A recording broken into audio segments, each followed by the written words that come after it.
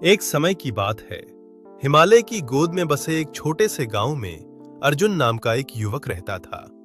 अर्जुन के पास ना तो बहुत धन था और ना ही कोई विशेष सुविधा, लेकिन उसके पास एक चीज बहुत बड़ी थी, उसके सपने। वो बचपन से ही गांव के पीछे स्थित उस विशाल पर्वत को देखता था जिसे ग्रामीण अजय शिखर कहते थे। कहा जाता था कि उस शिखर पर आज तक कोई नहीं पहुंच पाया। जो भी वहां जाने की कोशिश करता वो या तो आधे रास्ते से लौट आता या पहाड़ों की भूल भुलैया में खो जाता। गांव के बुजुर्ग कहते थे, वो पहाड़ इंसानों के लिए नहीं, देवताओं के लिए है। अर्जुन जब 18 साल का हुआ तो उसने ठान लिया कि वो उस शिखर पर तिरंगा फहराएगा। जब उसने ये बात गांव वालों को बताई तो सब उसका मजाक उड़ाने लगे। किसी ने कहा, पागल हो गए हो क्या, अपनी जान गंवा बैठोगे। किसी ने कहा, तुमसे बड़े बड़े शूरवीर हार मान गए, तुम क्या चीज हो। लेकिन अर्जुन ने एक बात सीखी थी, दुनिया की आवाजें आपके सपनों को तब तक नहीं मार सकती जब तक आप उन्हें अपने अंदर जगह न दें। अर्जुन जानता था कि सिर्फ चाहने से सफलता नहीं मिलती। उसने अगले 2 साल तक प्रयास किया। वह रोज सुबह 4 बजे उठता, भारी पत्थर अपनी पीठ पर लादता और गांव की छोटी पहाड़ियों पर चढ़ता। उसने योग के जरिए अपनी सांसों पर नियंत्रण करना सीखा और धैर्य का अभ्यास किया। उसने अपनी यात्रा के लिए कुछ जरूरी सामान जुटाया, एक मजबूत रस्सी, एक कुल्हाड़ी और कुछ सूखे मेवे। उसके पास महंगे उपकरण नहीं थे, लेकिन उसका संकल्प हिमालय से भी ऊंचा था।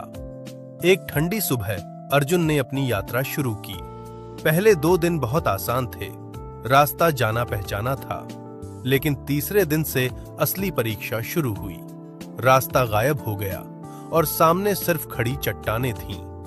एक जगह उसका पैर फिसला और वह गहरी खाई में गिरने ही वाला था कि उसने एक झाड़ी पकड़ ली।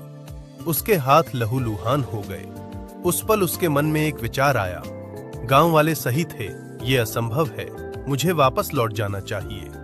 तभी उसे अपने पिता की एक बात याद आई, हार तब नहीं होती जब आप गिरते हैं, हार तब होती है जब आप उठने से मना कर देते हैं। अर्जुन ने अपनी चोट पर पट्टी बांधी और फिर से चढ़ना शुरू किया। जैसे जैसे वो ऊपर जा रहा था, ऑक्सीजन कम होने लगी और ठंड बढ़ने लगी। चारों तरफ सिर्फ सन्नाटा था। ये सन्नाटा डरावना था।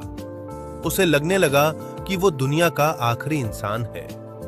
मानसिक थकान शारीरिक थकान से कहीं अधिक खतरनाक होती है। एक रात जब वो एक गुफा में शरण लिए हुए था, एक भयानक बर्फीला तूफान आया। अर्जुन पूरी रात कांपता रहा। उसे लगा कि वो जम जाएगा। उसने खुद से बातें करना शुरू किया, अर्जुन बस एक कदम और, सिर्फ एक कदम। 7वें दिन अर्जुन उस क्षेत्र में पहुंच गया जिसे पर्वतारोही डेथ जोन कहते हैं। यहां हवा इतनी पतली थी कि हर सांस एक संघर्ष थी। सामने अजय शिखर का अंतिम हिस्सा था, एक बिल्कुल सीधी बर्फ की दीवार। उसने अपनी कुल्हाड़ी बर्फ में धंसाई। एक एक इंच ऊपर चढ़ना किसी युद्ध को जीतने जैसा था। उसके पैर सुन्न हो चुके थे, लेकिन उसकी आंखों में वो शिखर था। जब वो चोटी से मात्र 100 फीट दूर था, तभी एक तेज हवा का झोंका आया जिसने उसे लगभग नीचे गिरा ही दिया था। उसने आंखें बंद की और अपनी पूरी ऊर्जा समेटकर चिल्लाया, मैं आज यहां हारने के लिए नहीं आया हूं। सूर्योदय के साथ ही अर्जुन ने अपना हाथ शिखर की सबसे ऊंची चट्टान पर रखा। वह ऊपर पहुंच चुका था। वहां से उसे पूरा संसार छोटा दिखाई दे रहा था। वह बादल जो नीचे से डरावने लगते थे, अब उसके पैरों के नीचे थे। उसने वहां बैठकर रोना शुरू कर दिया।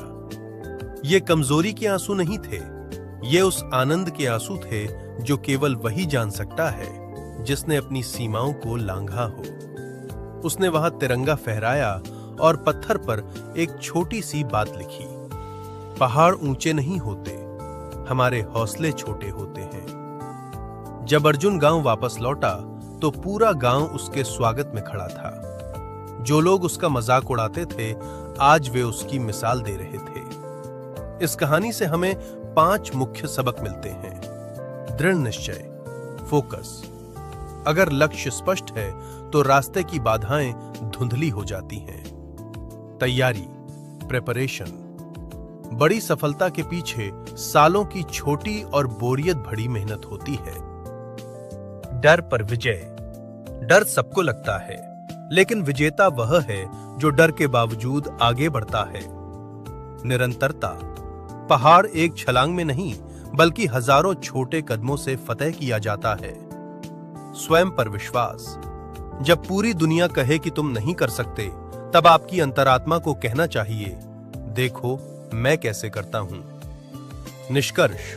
दोस्त, आपके जीवन में भी कोई अजेय शिखर होगा। शायद कोई परीक्षा, कोई बिजनेस या कोई व्यक्तिगत सपना। लोग आपको डराएंगे, हालात आपको रोकेंगे और आपका अपना मन भी कभी कभी हार मान लेगा।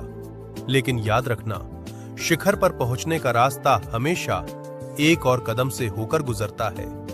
क्या आप अपने जीवन के शिखर पर चढ़ने के लिए तैयार हैं? क्या आप चाहते हैं कि मैं इस कहानी को किसी विशिष्ट क्षेत्र जैसे छात्र जीवन या करियर के हिसाब से बदल दूं?